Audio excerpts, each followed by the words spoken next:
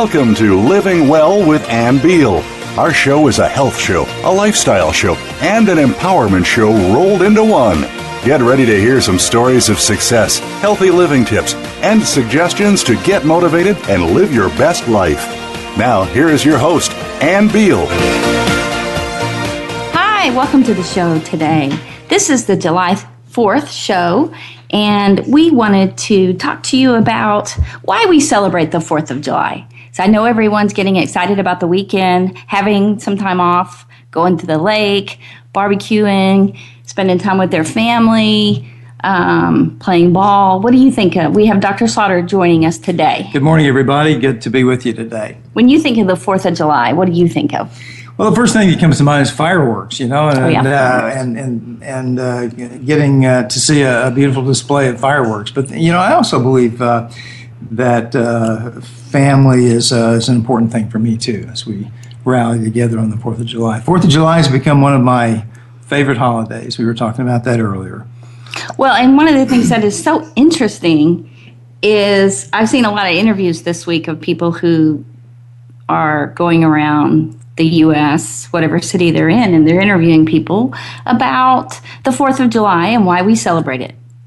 And it is amazing how many people do not know why, do not know what it's based on, do not know anything about it. And I have to think, gosh, what is happening to our country? They've forgotten their history. And so one of the shows I saw with Mark Dice, he was just going around interviewing people in California. And I lived in California for a long time. And so, I'm going to let you hear Mark. Signed the Declaration of Independence in 1976. What country did we break away from? Wait, what? Hold on. This is just her. Oh, God. What country did we break away from back in 1976 when the Declaration of Independence was signed? It's a really good question. We have a big party. Everybody celebrates. It gets drunk and barbecue. July. I love that. But you don't know why we celebrate No, it? it's China. China. We the Declaration of Independence. We broke away. I knew that. China. Okay. When we declared independence from China back in 1776, and Jesse Ventura signed the Declaration of Independence, what year was that? Oh, God. Wait, Jesse Ventura signed the Declaration? Yeah, hold on, just him. We'll get to you in a minute. I have no What idea. year was that? The Declaration of Independence signed when we had the Revolutionary War against China. It's been so long. It's been so long. Right, I haven't had to remember that forever. Who cares about American history and our founding, right? Talking about the Chinese Revolutionary War. Okay. When we signed the Declaration of Independence in 1776 and broke away from China, what year was the Declaration of Independence signed? Oh my gosh. It was 18 something. 18 I don't know. You don't know, okay. Have a nice life. When the Founding Fathers signed the Declaration of Independence in 1776, what year did they sign the Declaration of Independence and break away from England to start America? 78. I don't know. 1978? Yeah. 1978.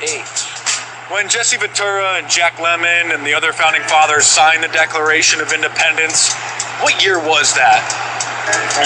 I don't know.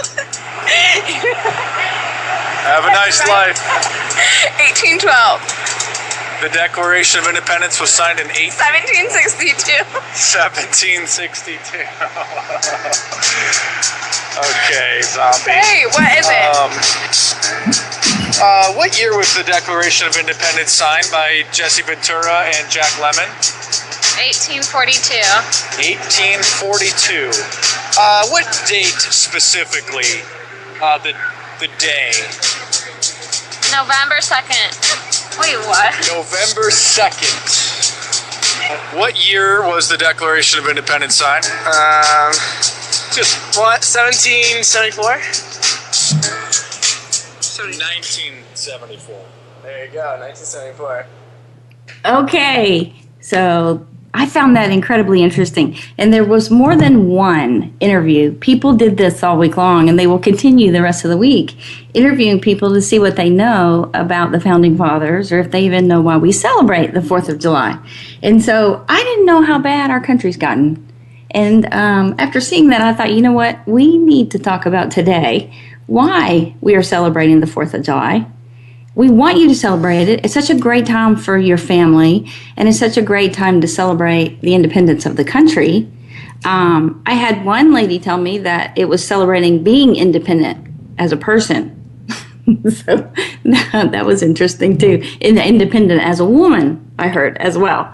And so, part of really understanding why we're here and understanding what we're doing, when you celebrate this weekend, don't just lose the meeting and watching the fireworks and hanging out with your family. Pass it on. Pass it on what it is we are doing to celebrate the independence of our country.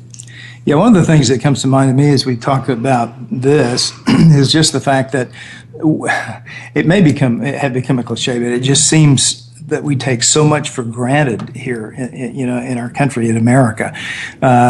We take for granted the fact that we are free in so many different ways when people all over the world have no freedom like that. And that, people have paid a price down through the years to buy that freedom for us. And that it really started back then in 1776 and signing the Declaration of Independence, even before that, as you were talking about earlier as we talked.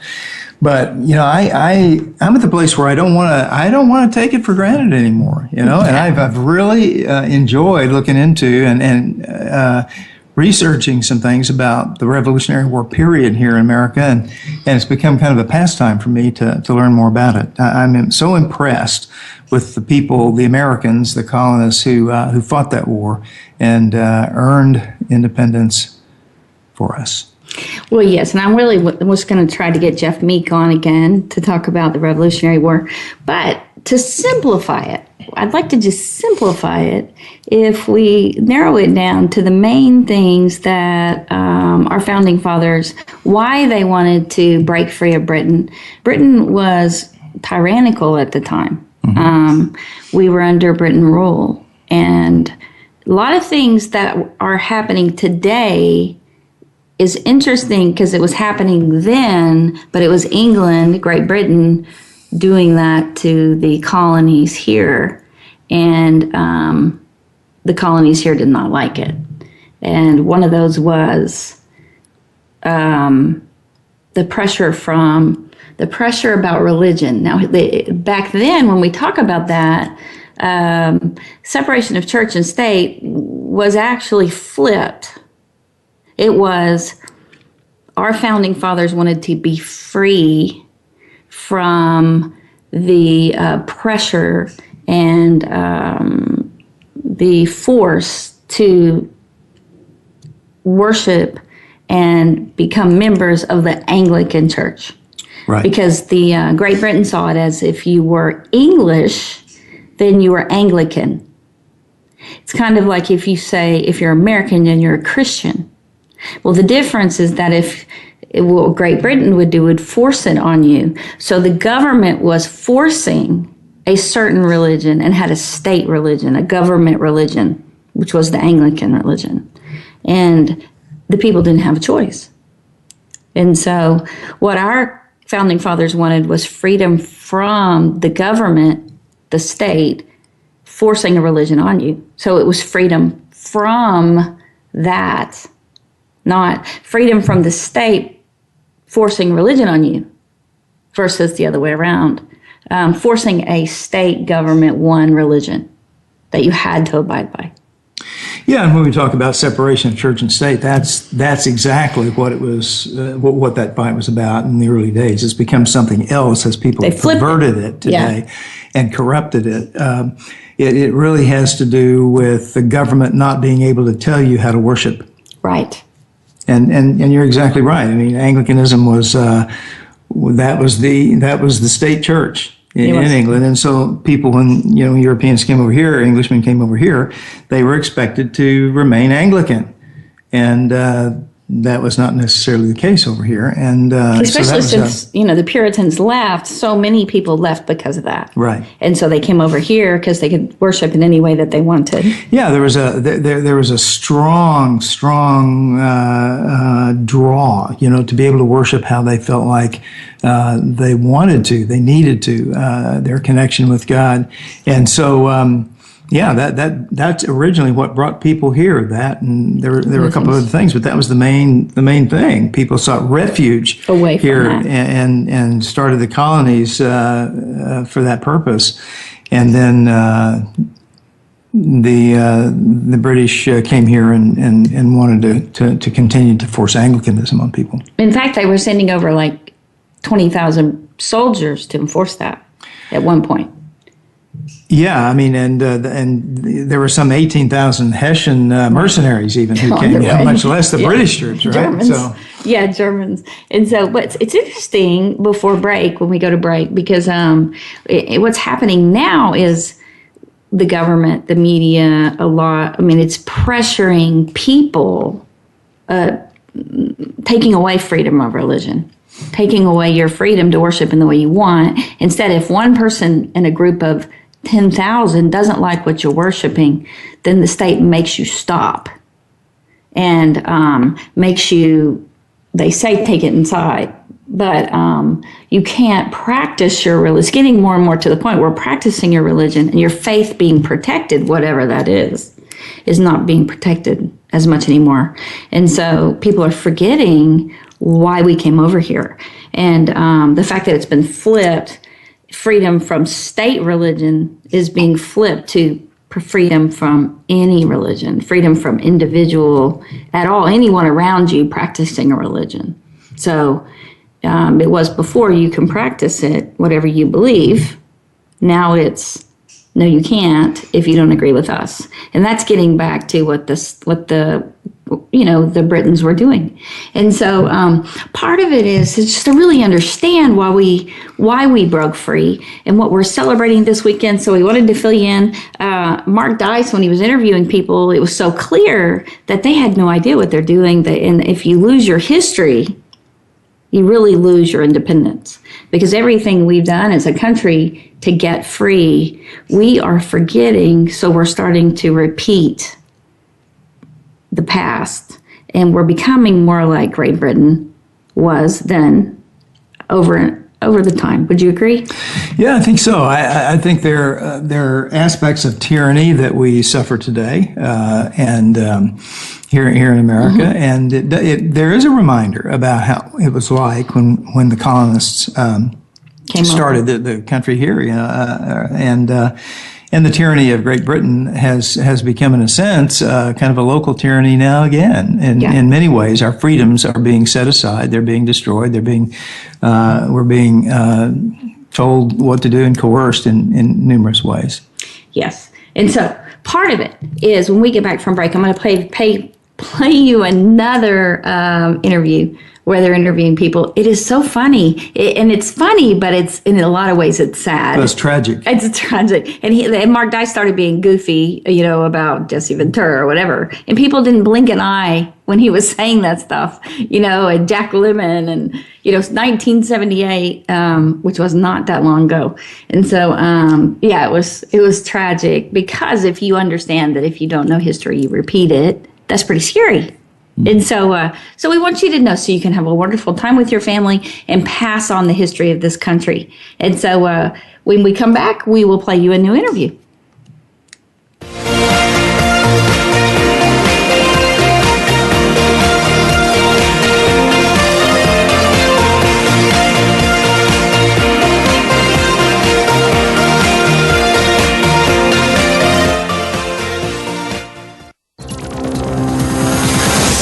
It's your world. Motivate, change, succeed. VoiceAmericaEmpowerment.com.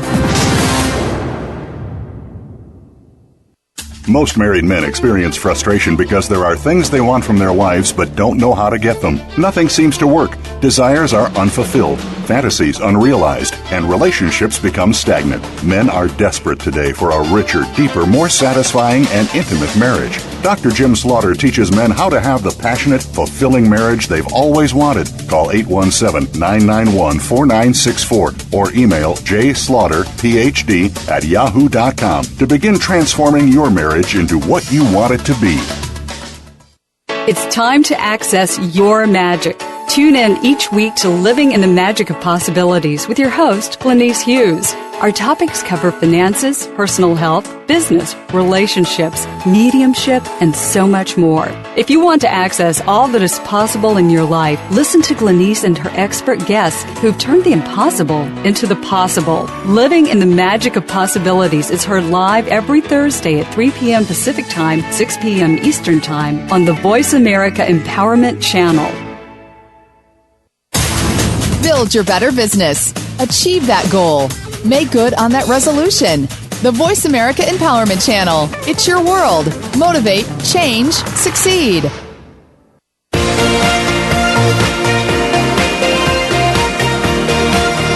You are listening to Living Well with Ann Beal. We'd love to hear from you with comments and questions about the show. Please send us an email to ablivingwell@gmail.com. That's ablivingwell@gmail.com. Now, back to this week's show. Hi, welcome back.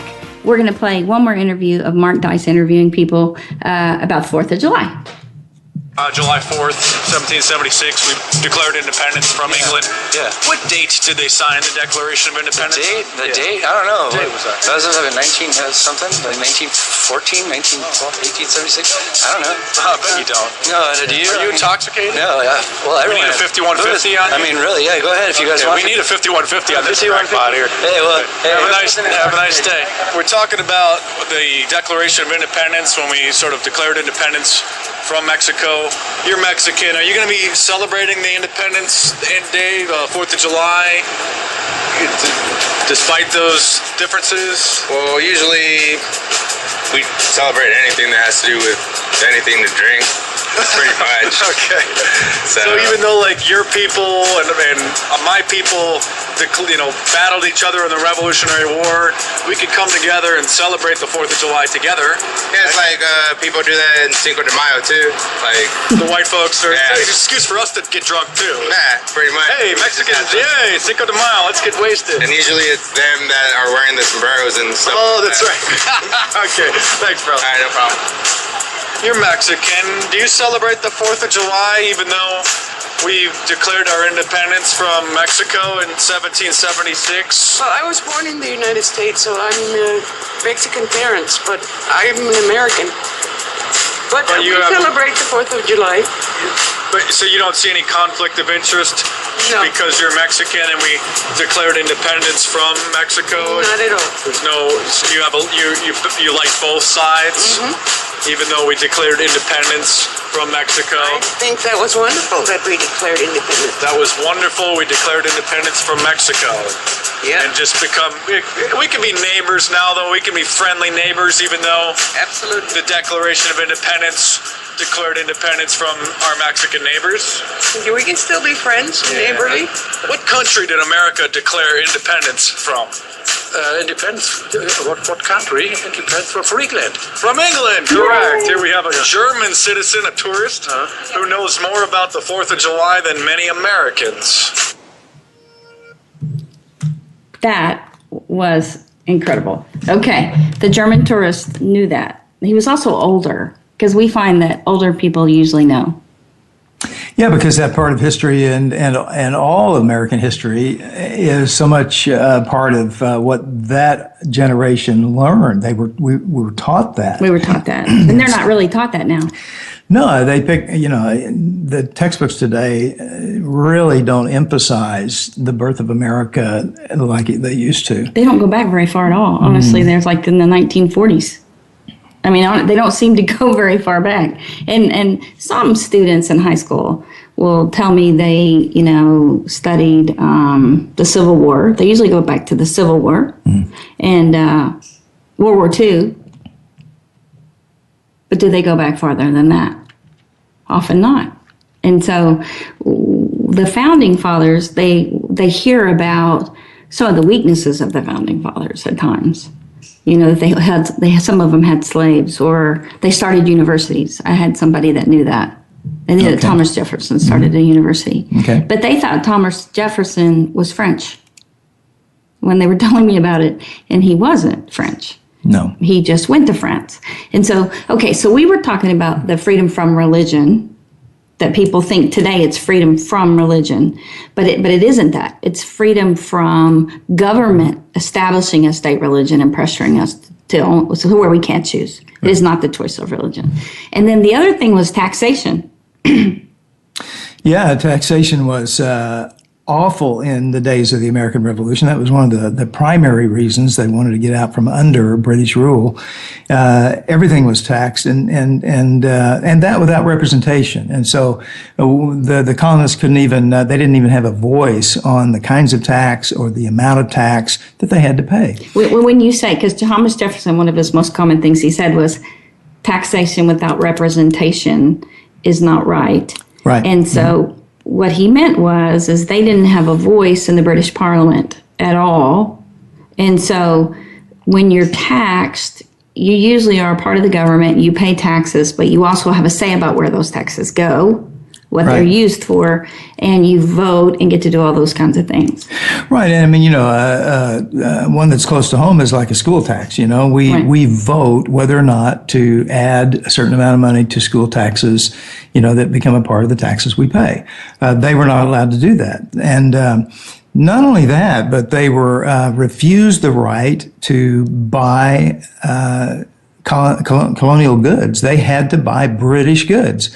What they produced over here. Yeah. They would the people who were making things here, creating things for sale, that kind of thing. They were not able. Colonists couldn't buy that stuff. They had to buy British goods. But what's interesting about that, both of those, if we just talk about being able to buy American goods, more and more when we shop, it is hard to find things that say made in the USA. Yeah, it's almost an anomaly now to have something say "Made in USA," and once in a while you can see that, but not because very often. Our Congress, President, all of our legislative officials have manipulated the export and import businesses so that other countries can sell to us and not be taxed, but we can't sell to them without being taxed or without taxing them, so therefore they don't buy our stuff as much. But our stuff goes out. We don't get to use it here. Mm-hmm. And so buying locally is really the only way that you get to do that, really, or if you very carefully make sure that you buy USA products. We shop because we live not that far from the city, but we're pretty much in the country. We often shop at a farmer's market, at a market where they have fresh food and they have eggs and all that. And so we buy locally a lot of our stuff. And we do try to buy made in the USA. And it is hard. It is hard. And it is often more expensive. And so we have taxed ourselves out of being competitive, because when we try to buy, like even just jeans made in the USA, they are more expensive than buying clothes from other places. China, they don't get hardly taxed at all for bringing their goods over here. So they can sell their goods here cheaper to us than we can sell our goods to us, which makes no sense because ours aren't being shipped across another country. And so that's happening now. Also, taxation without representation. We don't really get hardly any say, more and more, of where a lot of our taxes go. If you remember, your taxes used to pay for firemen and policemen and school. All the school supplies were taken care of. Now, it's amazing to me how many parents are out buying school supplies, and they're buying other supplies for the teachers, and they're buying uniforms and, everything, gym clothes and all the stuff that when we were in school, we didn't pay for that. It was all part of our taxes. Yeah. And now parks are being closed. They're talking about policemen charging. We're going to get, if they come to our house, we'll be charged for that. Firemen, they're coming up with all these ways of charging us for services that we used to get by taxes. So, and we don't get a lot of say from our Congress what happens with our taxes. So more and more that's happening. It's nowhere near as bad as back then. So those two things, taxation without representation, and then being able to sell goods competitively and here in your own country, British forcing you to buy their products. Also, the Britons were making money off of the colonies. They wanted the colonies not to get hardly any of the money and for them to get all the money. Mm-hmm. Anything else? Well, and there, I don't know about the trade issue so much. We may have covered that. There were other issues where tyranny was at work. I mean, colonists did not have the freedom to assemble. They couldn't get into a group. They couldn't have an assembly. They couldn't have a meeting, on their own. They were subject to what now became illegal search and seizure and that kind of thing. British troops could break into a household at any moment, and you didn't know what they were going to take or do or whatever. Colonists did not have the legal right to bear arms of their own. They could not have a gun. Now, many did, but they did it illegally, And there were so many issues like that later came up in what we call the Bill of Rights that gave rights to the colonists, to American people, to have the privilege and the freedom to enjoy those kinds of things. Well, yeah, and a lot of things happened once we broke away from Great Britain. We started putting things in place that we wanted. But in the beginning it was, life. They believed that we had the right to life, liberty, and the pursuit of happiness. Right. Which is interesting because so did France. France was going through the same thing, and theirs was, and that's why Thomas Jefferson related to them so much, that they as well believed in life, liberty, and the pursuit of happiness. I think in France it was life, liberty, and the pursuit of land. But they ended up revolting, and killing people and beheading people and dragging them to the streets and taking over. So they actually took over their country, right? When you say the French Revolution was like that. Mm-hmm. Now, ours wasn't. Ours was just getting rid of Great Britain, to go away, to break free from them, to break free from the tyranny of another country, to just have them leave and not have any say. Well, the French Revolution started through a riot. Yeah, it was very violent. Okay, the storming of the Bastille. The American Revolution started in Independence Hall with a long period of legislation that eventually took a vote, where a vote was taken, that we should separate ourselves from Britain. Right. And so it was much more civilized and calm. Civilized, calm, and legal. And legal. Mm-hmm. And so it was pretty cool that all the states voted. 13 states came together because it was the colonies. They weren't states. Right. 13 colonies. And they voted. One abstained. I think it was New York that abstained. Mm-hmm. They voted to break off from Great Britain. And so it was, and they believe that they should be can you explain what they meant by the freedom of life, liberty, and the pursuit of happiness? Well, yeah, and what I wanted to say about that is that, Jefferson was really clear when he wrote the Declaration of Independence about that. We hold these truths to be self-evident. In other words, nobody should even question that. Life, liberty, the pursuit of happiness. They're self-evident truths. And then beyond that, unalienable rights. That is, rights that never should be taken away, never should be separated from the people. They are clearly evident truths. Every person, every human deserves to have these rights. The right to life, liberty, and the pursuit of happiness. It is amazing that Thomas Jefferson wrote all that himself. Now, that once they all got together in the Continental Congress, where they gathered to vote on that, they agreed on July 2nd.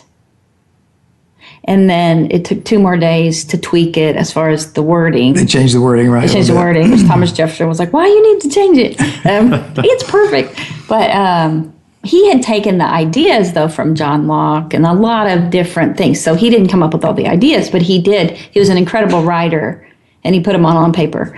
He was a really good thinker, I mean, he could put it together really quickly. He wrote the Declaration of Independence in a few days, which is amazing to me.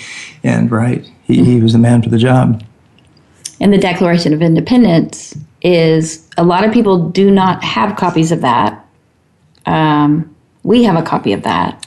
Yes, we do. And we have a copy of the Bill of Rights hanging up in our house. And too. the Constitution. And the Constitution. Yeah. And so, part of the 4th of July is really understanding what that says.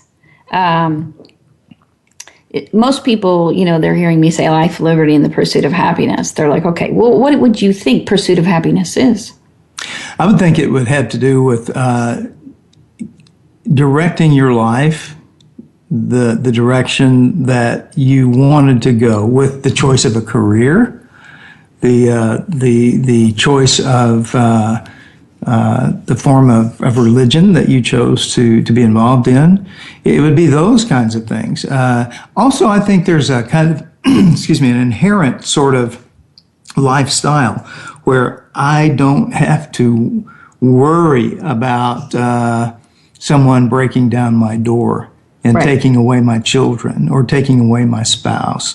The pursuit of happiness. Or taking your land. Or taking your land away, right. It has to do with those kinds of things. And again, as Jefferson said, this is a self-evident truth. Every human should have those rights to do with their life what they would like to do. And taxation really takes a lot of that away. I mean, if you are in a community and you agree to use money to help the community and you all agree on that and vote on that together in a smaller way, which they did at that time. I think there were like 20,000 or was it 2.5 million? There's a very big difference between those two numbers. I got that, guys. I think it was 2.5 million or something like that. Anyway, but they did have some things that as a community they put together to help support everyone.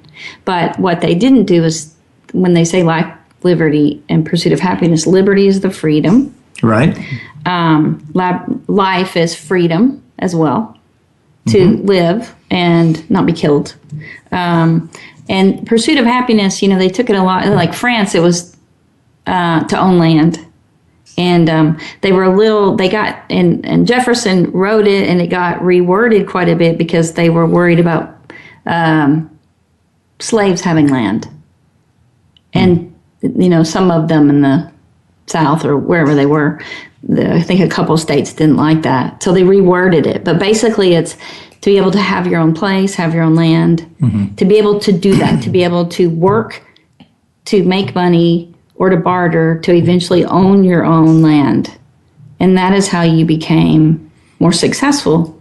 And to be able to work and make money, so have your own way to provide for your family. And then have no one take that away from you when you earned it. And so, and definitely not lose power of your own family. What happens to individuals? So you had say over your own family. And those things are so important they knew what was important. And our Declaration of Independence was different than any other countries because we really believed everyone should be free. And then everyone should be able to worship the way they want, and everyone should be able to pursue land and ownership and family the way that they wanted. So mainly they just wanted to get away from the tyranny of Great Britain trying to take all that away. Yeah, and they did it at such a huge cost, and one of the reasons, maybe we can talk about this after the break, excuse me, but those people laid everything on the line. I mean, they were willing to die in order to have freedom from Britain. Yes. And I mean, die individually. Every man who raised his hand to vote was willing to die.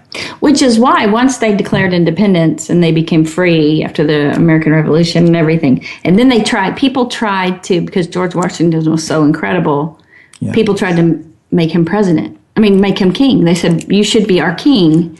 And he was like, are you crazy? That's exactly what we left Great Britain from. Yeah, it was really funny. They really did try to make him king of America. And his statement in response to that was, we just fought a war to get freedom from George III. Do you want me to be George IV? Yeah, it was crazy. It was just so funny how they put that, but it was crazy. Yeah, because they liked him, but just because you like him and he's great, you don't make him king. I think he was a phenomenal man. He was a phenomenal man and has become one of my heroes. I'd like to say more about that You later. will do that after break. I know. That's what we're going to do. We'll see you guys right back in a sec. Talk about George Washington.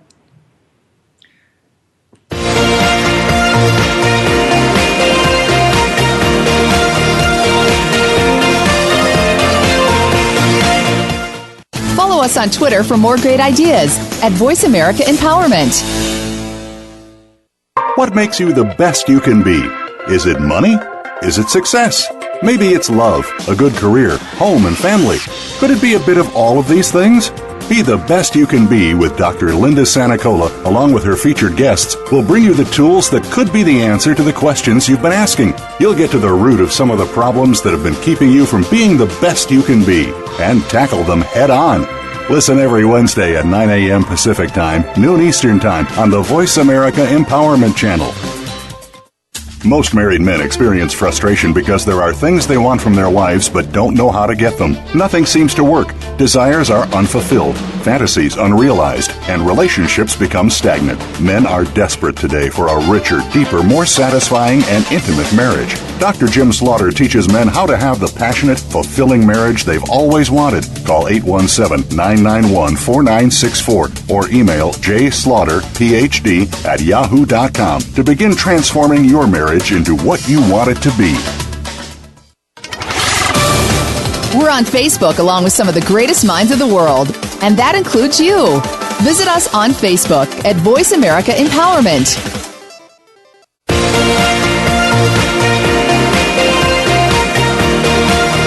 You are listening to Living Well with Ann Beal. We'd love to hear from you with comments and questions about the show.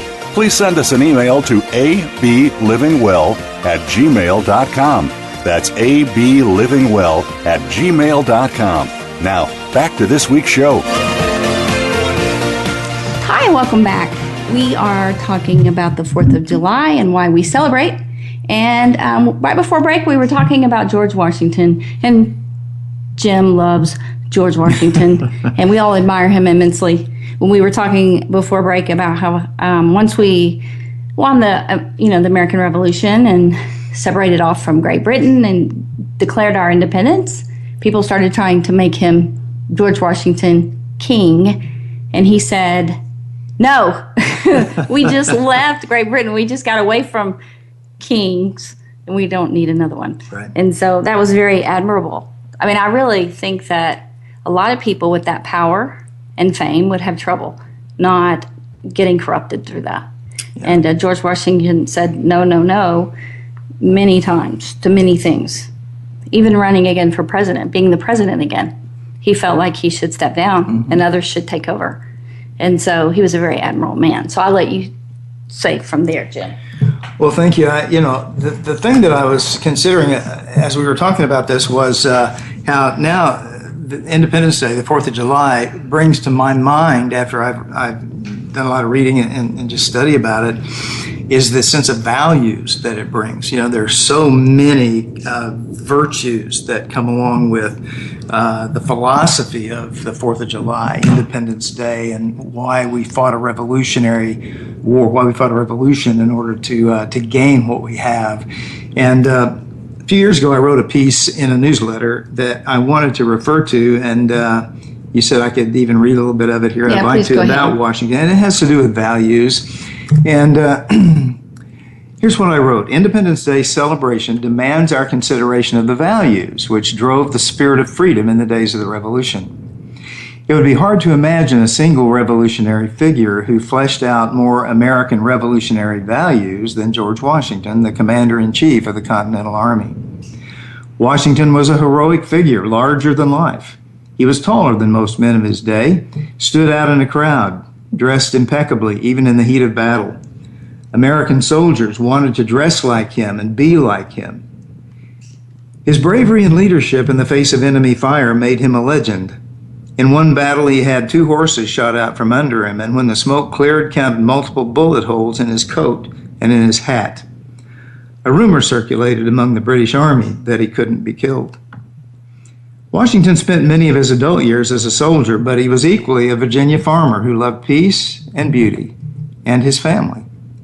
He had a keen sense of duty, though hindered by a Congress that often tied one hand behind his back. He knew what it meant to be betrayed by one of his closest friends and best officers, Benedict Arnold. He stood resolute of purpose and tender of heart as he suffered alongside his men at Frozen Valley Forge. Humility was a hallmark of Washington. Unlike most famous people of his day, he refused to write his memoirs. He said they would rather he would rather have hurt feelings than have them tickle his pride while he lived. He would leave the writing to posterity to think and say what they pleased of him. Washington was a man who believed in the God of the Bible, praying often for direction, protection, and deliverance. He attributed America's victory over Britain, quote, to the hand of providence, to the almighty ruler of the universe, propitiously defending the cause of the American states. George Washington's principal occupation from January 1776 to November 1783 was to secure liberty for his country. He became so passionate for freedom, the word nearly became synonymous with his own name. Freedom sparkled as the crown jewel of his values, making possible the enjoyment of all other virtues. His critics deny this, attacking him as a hypocrite, pointing to the cadre of slaves who ensured the prosperity of his Virginia plantation. But for Washington, freedom was for all people. And in his last will and testament, he declared that on the event of his wife's death, all slaves held by him were to receive their freedom. In addition, those who were old or ill were to be clothed and fed as long as they lived by Washington's heirs. And George Washington leaves behind a shining example for all Americans. His life was values-driven, thoughtful, and purposeful in deliberation and action. That's the kind of people we need to be. Yeah. Values-driven and purposeful, thoughtful about how we live and what we do. But it still was incredible that he didn't let fame and power get to his head. It is amazing. Didn't corrupt him. Yeah, it didn't, and it's amazing. And so, as you know, most people have trouble just even with the homeowners association power. Unfortunately, that is really true. Even a little power corrupts people, doesn't it? Yeah, it really does. But I like this. We hold these truths to be self-evident, that all men are created equal, that they are endowed by their Creator with certain unalienable rights, and that among these are life, liberty, and the pursuit of happiness. That to secure these rights, governments are instituted among men, deriving their just powers from the consent of the governed. That whenever any form of government becomes destructive of these ends, it is the right of the people to alter or to abolish it, and to institute new government, laying its foundation on such principles and organizing its powers in such form as to them shall seem most likely to affect their safety and happiness. Prudence, and indeed will dictate the government's long established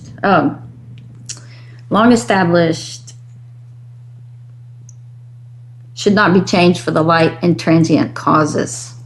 And accordingly, all experience hath shewn that mankind are more disposed to suffer, while evils are sufferable, than to right themselves by abolishing the forms to which they are accustomed. But when a long train of abuses and usurpations, pursuing invariably the same object, evinces a design to reduce them under absolute despotism. It is their right, it is their duty to throw off such government and to provide new guards for their future security. Such has been the patient sufferance of these colonies, and such is now the necessity which constrains them to alter their former system of government. The history of the present King of Great Britain is a history of repeated injuries and usurpations, all having in direct object the establishment of an absolute tyranny over these states. To prove this, let facts be submitted to a candid world. He has refused to assent to his own laws. He has forbidden his governors to pass laws of immediate and pressing importance.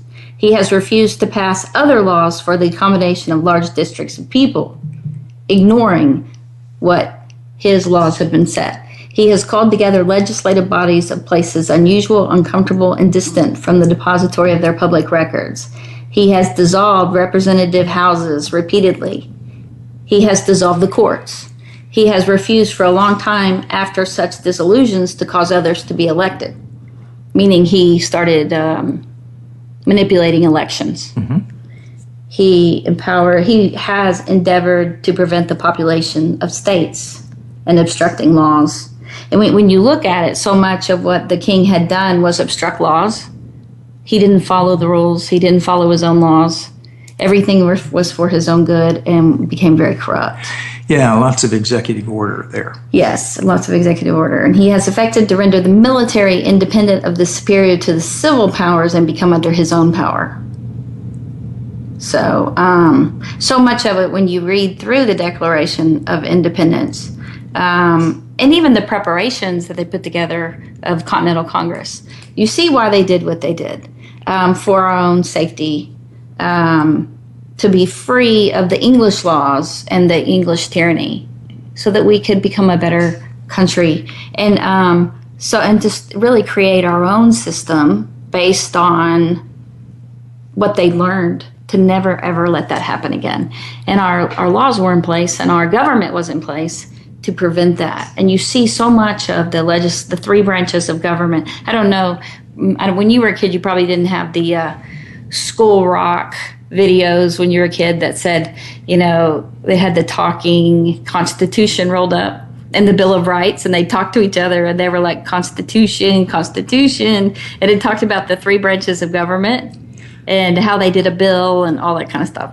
And so our three branches of government have been corrupted and changed, mainly starting over the last 15 years. So much has changed about removing protections and checks and balances. Yeah, and that's one of the most disappointing things to me ever is the lack of checks and balances.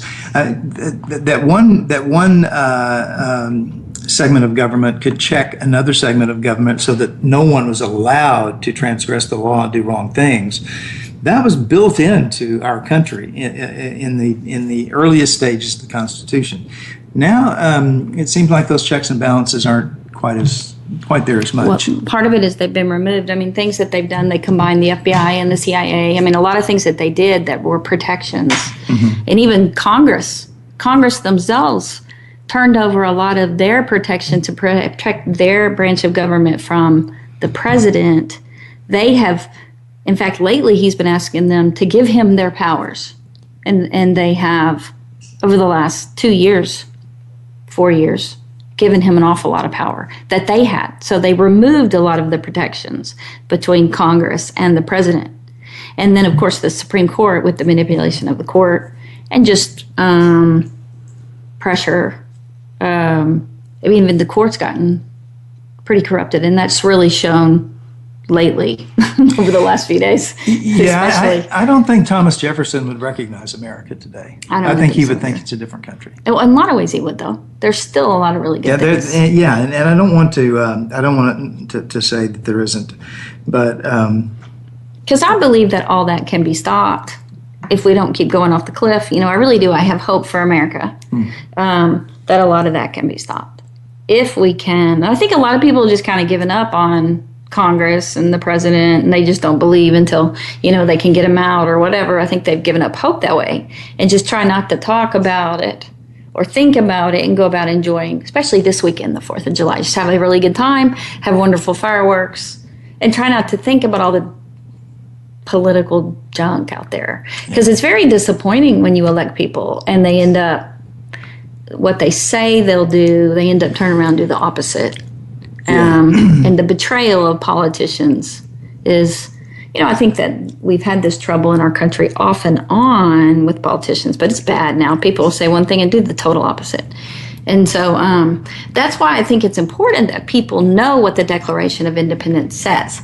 And it really does say if a government is not working and they're corrupt and all that stuff, it tells you what you can do. It's actually in the Declaration of Independence, and it's in the Bill of Rights. It's in our Constitution, the things that we can do to reestablish the government again, because they knew that this can happen. And what was happening in Great Britain was 10 times worse than what's happened here. I mean, if you think of even just the Puritans fleeing from all over Europe, it was a lot worse than it is here now. Mm-hmm. And so... Yeah, it was. And here's the thing, though, things got so bad in the colonies because of the tyranny of Britain. Those people couldn't, they couldn't stop thinking about that. They were forced into doing something because it had gotten so bad. They couldn't just let it go. They couldn't ignore it. They couldn't just go shoot fireworks and eat hot dogs, and let everything be okay because they were under such tyranny. Right. We don't want to let that happen here. Well, no, and it's great that, we are still free. Yes. And we still get to worship, and we still get to protect our homes and our families. And also, just when you think of the pursuit of happiness, it's just not having to worry and to be able to have fun. And a lot of the things I talk about on the show are to live well, to be healthy, to enjoy life to the fullest. And I think that, in Europe, back in the 1700s, it had gotten to the point where it was very hard for people to do that except the elite, who had an awful lot of money, and they didn't have to worry. Whereas America has made it that the middle class, basically it became a middle class country. Most people, all the people who came over, most of them all were middle class. And it was to help everyone pursue happiness, not based on how much money you had, but to be free no matter who you were and no matter how much money you had, to pursue happiness. And if we think about it, when you think of bills, and if you're overrun with just the basic survival things, if you don't have a house, or you don't have shelter, or you don't have food, or you don't have clothes, it would make it very hard for you to enjoy this weekend. Yes, it would. And so the fact that we can all do that this weekend and then help people who are less fortunate than us. Yeah, and the thing is about that, all that freedom thing is the pursuit of happiness, life, liberty, pursuit of happiness means that every person should have the right to put himself in a better place. Right. To do his work, to use his gifts, his skills, to make it better for him and for his family. Which is what we want for you. We want for you to be able to better yourself, better your family, follow your dreams, and be able to reach them. Yeah, absolutely. And this is what this show helps you do, to empower you to do that. And today we wanted to just remind you about the holiday and what it's about, so that when you're enjoying it this weekend, you'll remember our founding fathers and be able to pass it on to your kids. You guys have a great weekend, and happy Independence Day.